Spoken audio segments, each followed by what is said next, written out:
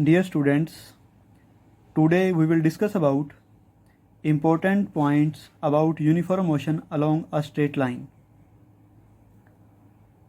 बच्चों, आज हम uniform motion along straight line के बारे में कुछ इम्पोर्टेंट पॉइंट्स पढ़ेंगे. First is for uniform motion along straight line velocity of object remain constant through out the motion. Uniform motion में ऑब्जेक्ट की वेलोसिटी पूरे मोशन में कांस्टेंट होती है. यूनिफॉर्म मोशन की डेफिनेशन हमने लास्ट लेक्चर में भी पढ़ी थी, जहां ये बताया गया था कि अगर ऑब्जेक्ट इक्वल टाइम में इक्वल डिस्प्लेसमेंट कवर करता है तो उसका मोशन यूनिफॉर्म मोशन होता है और उसकी वेलोसिटी यूनिफॉर्म मोशन होती है. तो यूनिफॉर्म मोशन में ऑब्जेक्ट की वेलोसिटी कांस्टेंट रहती है, वो चेंज नहीं होती. मतलब वेलोसिटी का मैग्नीट्यूड भी चेंज नहीं होता और डायरेक्शन भी चेंज नहीं होती. Second, object covers equal displacement in equal interval of time. Uniform motion में ऑब्जेक्ट इक्वल टाइम में इक्वल डिस्प्लेसमेंट कवर करता है. Displacement towards right side of origin are taken as positive and toward left side are taken as negative. Origin से right side में displacements को हम positive कहेंगे और अगर लेफ्ट साइड की तरफ ऑब्जेक्ट मूव कर रहा है तो उन डिस्प्लेसमेंट्स को हम नेगेटिव कहेंगे. जैसा कि ऊपर दिखाया गया है कि स्ट्रेट लाइन मोशन में ऑब्जेक्ट या तो फॉरवर्ड जा सकता है या बैकवर्ड जा सकता है, या अप जा सकता है या डाउन जा सकता है, या फ्रंट जा सकता है या बैक जा सकता है. दो ही डायरेक्शन पॉसिबल हैं स्ट्रेट लाइन में, आगे या पीछे.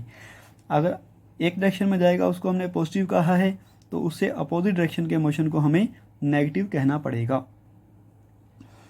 If the object moves towards positive direction then velocity is taken as positive and if object moves towards negative direction then velocity is taken as negative. Object अगर positive X direction की तरफ जा रहा है तो हम उसकी वेलोसिटी को पॉजिटिव कह देंगे.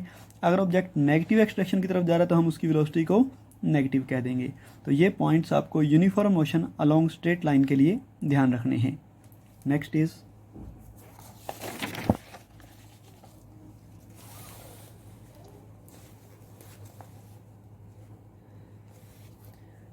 in case of uniform motion we can use the same formulas as we have used until now. Uniform motion में हम वही फॉर्मूले यूज़ कर सकते हैं जो हम पहले भी यूज़ करते आए हैं या जो अब तक हम यूज़ करते थे, जैसे कि speed is equal to distance by time और डिस्प्लेसमेंट बाय टाइम. यहाँ पर डिस्टेंस बाय टाइम और डिस्प्लेसमेंट बाय टाइम में कोई फ़र्क नहीं आएगा, क्योंकि जब तक ऑब्जेक्ट एक स्ट्रेट लाइन में मूव कर रहा है तब तक डिस्टेंस और डिस्प्लेसमेंट सेम ही होते हैं. तो speed is equal to distance by time या डिस्प्लेसमेंट बाय टाइम फार्मूला हम यहाँ यूज़ कर सकते हैं जब तक डिस्टेंस और डिस्प्लेसमेंट सेम हों. और डिस्टेंस या डिस्प्लेसमेंट को हम स्पीड इंटू टाइम या वेलोसिटी इंटू टाइम से निकाल सकते हैं, क्योंकि अगर डिस्टेंस डिस्प्लेसमेंट इक्वल है तो स्पीड और वेलोसिटी भी मैग्नीट्यूड में इक्वल होंगी. और टाइम को आप डिस्टेंस बाय स्पीड या डिस्प्लेसमेंट बाय वेलोसिटी से निकाल सकते हैं. ध्यान रखना है कि these formulas are valid till distance equal to displacement और speed is equal to velocity. ये फॉर्मूले सिर्फ तब तक वैलिड हैं जब तक डिस्टेंस और डिस्प्लेसमेंट इक्वल हों और स्पीड और वेलोसिटी इक्वल हों. That is until object moves on straight line without changing direction of motion. सिर्फ तब तक जब तक ऑब्जेक्ट एक स्ट्रेट लाइन में जाए और उसके मोशन की डायरेक्शन चेंज ना हो. After changing direction of motion distance greater than displacement. अगर मोशन की डायरेक्शन में कुछ चेंज आता है तो डिस्टेंस डिस्प्लेसमेंट से बड़ा हो जाएगा और स्पीड वेलोसिटी से बड़ी हो जाएगी. तो इसलिए हमें डिस्टेंस डिस्प्लेसमेंट और स्पीड और वेलोसिटी को अलग अलग से कैलकुलेट करना पड़ेगा. हम इनको इक्वल नहीं कह सकते. इन बातों को आपने ध्यान रखना है. Next, now we will try some numericals. अब हम कुछ न्यूमेरिकल्स की बात करेंगे जो स्ट्रेट लाइन मोशन पर ही हैं.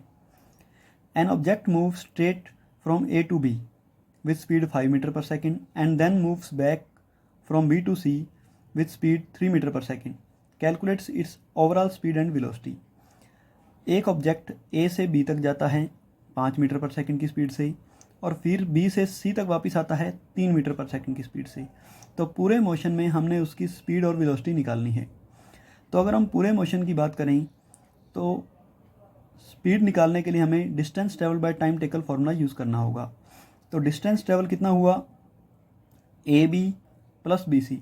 ऑब्जेक्ट ए से बी पर गया मतलब ए बी, फिर बी से सी पर आया बी सी, तो टोटल डिस्टेंस हो गया ए बी प्लस बी सी.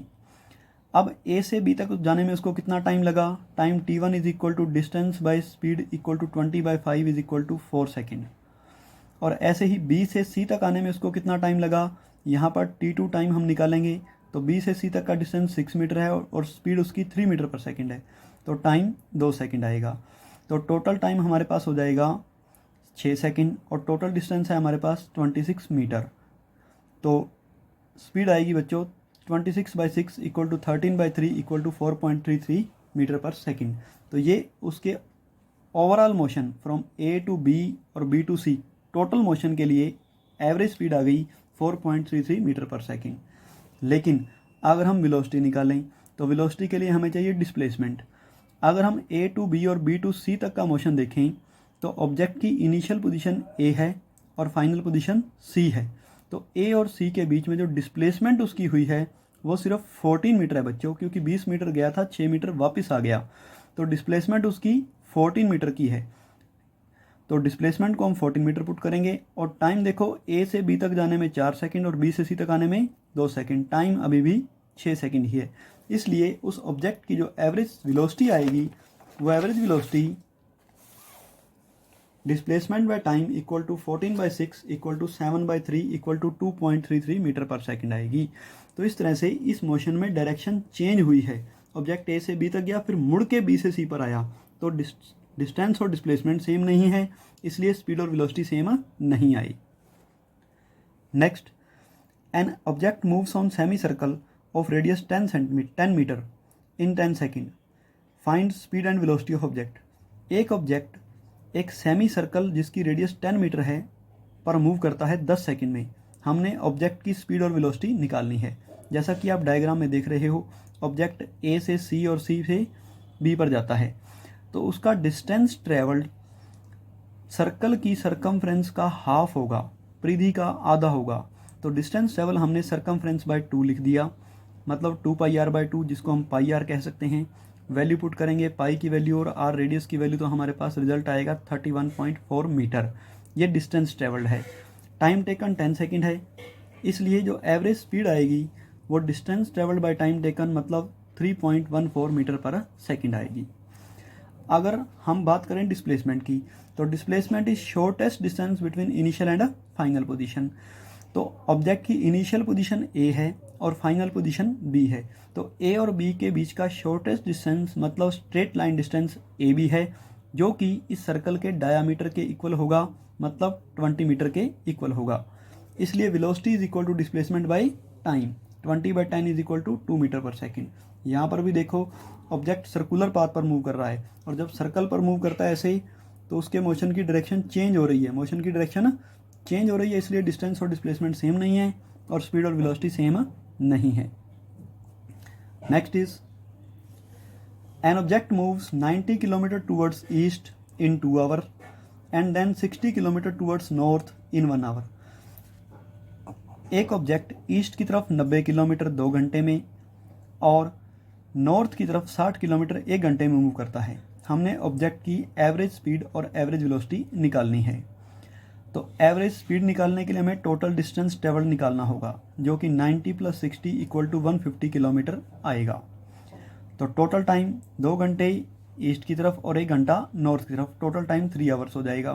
तो एवरेज स्पीड आएगी 150/3 is equal to 50 kilometre per hour, ये उसकी एवरेज स्पीड है। अब ऑब्जेक्ट ए से सी तक गया है, तो उसकी जो डिस्प्लेसमेंट है वो शॉर्टेस्ट डिस्टेंस मतलब स्ट्रेट लाइन डिस्टेंस ए सी के इक्वल है, और ए सी राइट एंगल ट्रायंगल के डायगोनल से निकलेगी, जिसे हम base square plus hypotenuse square का रूट करके निकाल सकते हैं।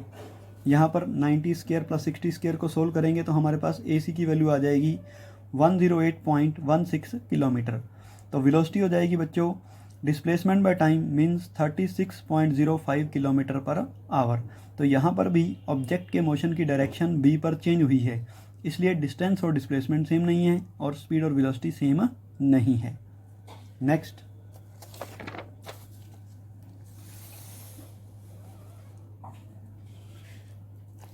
Now you have to solve the following questions.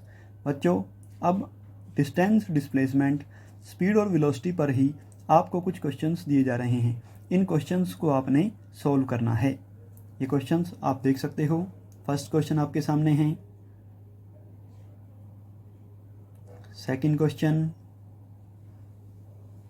Third question, fourth question,